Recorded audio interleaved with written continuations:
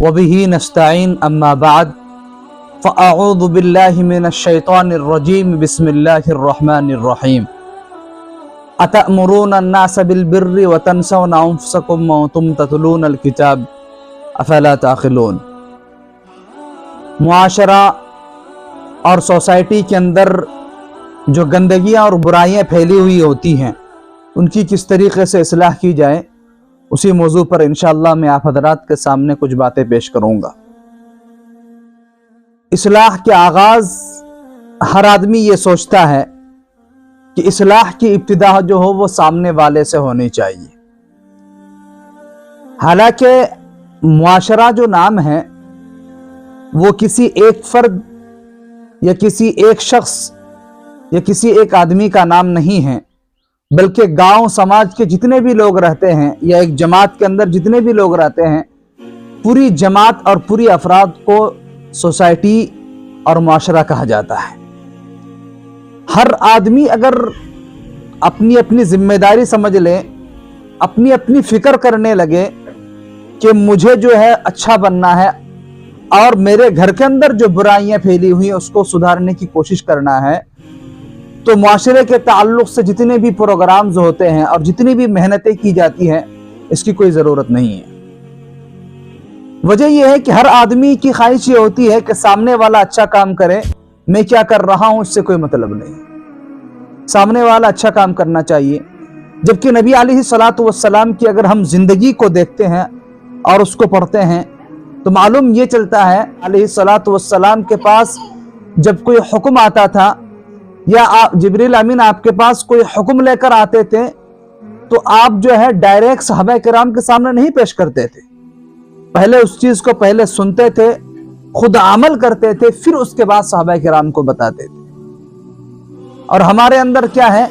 کہ ہم دوسروں کو تو اچھی باتیں بتا دیتے ہیں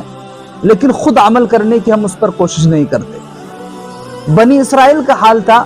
جن کے بارے میں قرآن کریم کہتا ہے کہ اتأمرون الناس بالبر وتنسون انفسکم وانتم تتلون الکتاب، کہ تم لوگ جو ہے دوسروں کو اچھائی کا، بھلائی کا، نیکی کا اور عمدگی کا حکم دیتے ہو لیکن خود اپنا گریبان جھانک کر نہیں دیکھتے۔ یہی حال ہم لوگوں کا ہے، کیونکہ اگر ہم کسی کو ایک اچھی بات کا حکم کرتے ہیں یا اچھی بات بتاتے ہیں لیکن ہم خود اس پر عمل نہیں کرتے تو پہلی چیز تو سامنے والوں کے اوپر اس بات کا اثر نہیں ہوگا، اور اگر اثر انداز بھی ہو جائے وہ چیز جس کی آپ تلقین کر رہے ہیں تو جب دیکھے گا کہ کہنے والا خود اس پر عمل نہیں کر رہا ہے تو میرے عمل کرنے سے کیا فائدہ ہوگا اس پر۔ جگر مراد آبادی نے کہا کہ واعظ کی ہر ایک ارشاد بجا، تقریر بہت دلچسپ مگر، واعظ کی ہر ایک ارشاد بجا، تقریر بہت دلچسپ مگر، آنکھوں میں سرور عشق نہیں، چہروں پہ یقین کا نور نہیں۔ اس لیے اگر ہم کسی کو کسی بات کی تلقین کرتے ہیں یا کسی چیز کا حکم کرتے ہیں تو ضروری یہ ہے کہ ہم پہلے اس پر خود عمل کریں۔ چیز عمل سے زیادہ مؤثر ہوتی ہے وہ قول سے نہیں ہوتی ہے کہ صرف ہم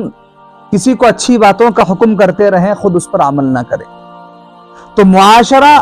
جو نام ہے وہ کسی ایک فرد کا، ایک متعین شخص کا نام نہیں ہوا، بلکہ افراد کے مجموعے سے ایک معاشرہ تیار ہوتا ہے اور ایک سوسائٹی تیار ہوتی ہے۔ تو اگر گھر کا ہر فرد اپنی اپنی ذمہ داری سمجھ کر صحیح راستے پر چلنے کی کوشش کرے گا تو انشاءاللہ کہ جس طریقے سے ہم دنیا کے اندر تنہا آئے ہیں ہمیں تنہا جانا پڑے گا اللہ کے ہاں،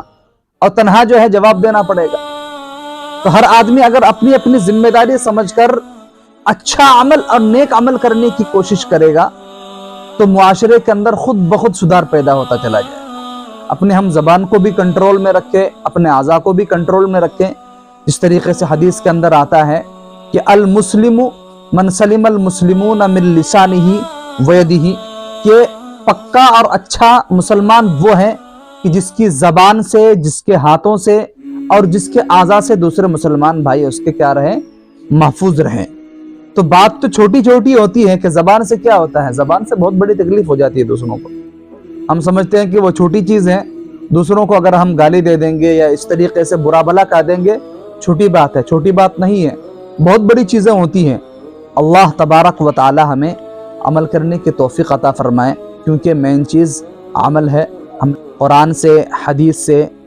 اور اس طریقے سے علماء کرام کی زبانی ہم یہ باتیں سنتے ہیں، لیکن اگر عمل پیدا ہو جائے تو انشاءاللہ جس دن سے ہمارے اندر عمل کا ایک جذبہ پیدا ہو جائے گا، اسی دن سے کامیابی ہمارے لیے ہموار